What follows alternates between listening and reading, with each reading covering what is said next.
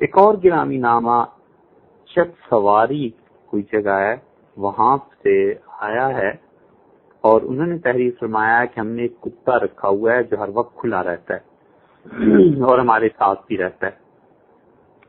اکثر اوقات پیچھے سے آ کے اچانک ہمارے ساتھ لگ جاتا ہے، کبھی کبھار کپڑوں کے ساتھ بھی لگ جاتا ہے۔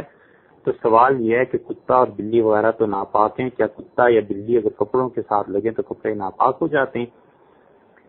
کتے کا جہاں تک تعلق ہے، خشک ہو اگر تو وہ پاک ہے، اور اگر وہ کسی انسان کے کپڑوں سے لگ جائے گا، جسم سے لگ جائے گا، تو جسم ناپاک انسان کا نہیں ہوتا۔ البتہ کتے کا لعاب ناپاک ہے۔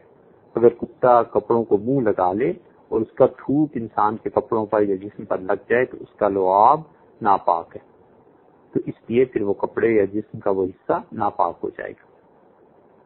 اب بات اتنی ہی سی ہے جو مسئلہ آپ سے بیان کر دیا، لیکن اس سے بڑھ کے آگے بات اب کریں۔ اب کوئی آدمی اگر کل کو آپ سے کہے کہ جناب کتا رکھنا جائز ہے، یہ ریڈیو کے پروگرام میں ہم نے سنا ہے، تو یہ بات غلط ہے۔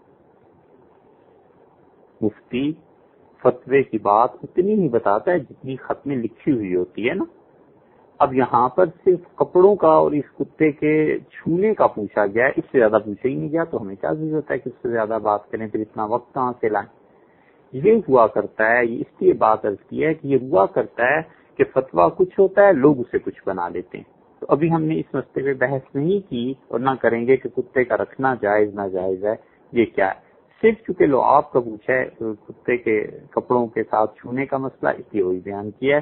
اور بلی جو ہے، اس کے لیے جو ارشاد فرمایا ہے، تو بلی جو ہے وہ بھی اسی طرح اگر کپڑوں پہ لگ جاتی ہے، کپڑوں کے ساتھ چھو جاتی ہے، تو بلی ناپاک نہیں ہے۔ بلی کے متعلق دی گئی حکم ہے کہ وہ خشک ہے، تو اس کی جلد، اس کا جسم یہ ناپاک نہیں۔ سور اور خنزیر ایسا ہے جو ناپاک